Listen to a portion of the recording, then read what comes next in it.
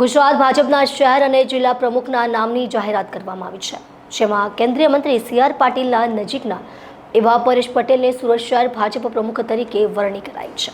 ગુજરાત ભાજપના નવા હોદ્દેદારોની નિમણૂક કરવામાં આવી છે। શહેર અને જિલ્લા સંગઠનના પ્રમુખોના નામો જાહેર કરવામાં આવ્યા છે, જેમાં આજે સુરત જિલ્લામાં વર્તમાન પ્રમુખને યથાવત રખાયા છે, જ્યારે સુરત શહેરના નવા પ્રમુખ તરીકે પરેશ પટેલના નામની પસંદગી કરવામાં આવી છે। પરેશ પટેલ વર્તમાન ગુજરાત ભાજપના પ્રમુખ અને કેન્દ્રીય મંત્રી સી.આર. પાટીલના ખાસ વિશ્વાસુ અને નજીકના માનવામાં આવે છે। સુરત સહિત ગુજરાતના અન્ય શહેર અને જિલ્લાના નિમાયેલા ચૂંટણી અધિકારી અને ક્લસ્ટર અધિકારી પ્રભારી સાથે ભાજપની ટોચની નેતાગીરીની વર્ચ્યુઅલ બેઠક થઈ હતી। તેના આધારે પ્રમુખના નામના કવર બનાવવામાં આવ્યા હતા। જે તે સમયે શહેરમાં જઈને ખોલીને પ્રમુખના નામની જાહેરાત કરવામાં આવી હતી, જેમાં સુરતના મેન્ડેટ લઈ રંજન ભટ્ટ આવ્યા હતા। તેમણે પરેશ પટેલના નામનું કવર ખોલ્યું હતું।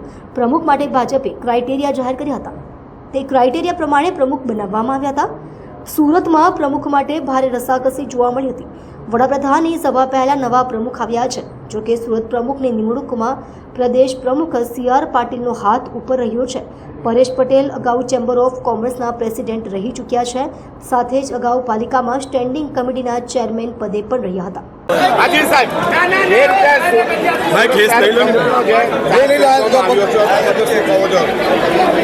આજે સુરત શહેરના મહાનગરના પ્રમુખ તરીકેનો ચાર્જ ભારતીય જનતા પાર્ટીના નેતાશ્રીઓ માન્ય શ્રી વડાપ્રધાન નરેન્દ્ર મોદી સાહેબ, અમિતભાઈ, ભૂપેન્દ્રભાઈ અને અમારા પ્રદેશ અધ્યક્ષ સી.આર. પાટીલ સાહેબના જાણ મુજબ મને આજે જે ચાર્જ સોંપવામાં આવ્યો છે, એ ચાર્જ સુરત શહેરને વધુ મજબૂત કરવા માટે અમારા કાર્યકર્તાઓ સાથે, અમારા ધારાસભ્યશ્રીઓ સાથે, અમારા કોર્પોરેટરો સાથે મળીને અમે એક નવી ઊંચાઈ ઉપર સુરત મહાનગરને લઈ જઈશું એવો અમને વિશ્વાસ છે। આભાર। Okay, thank you.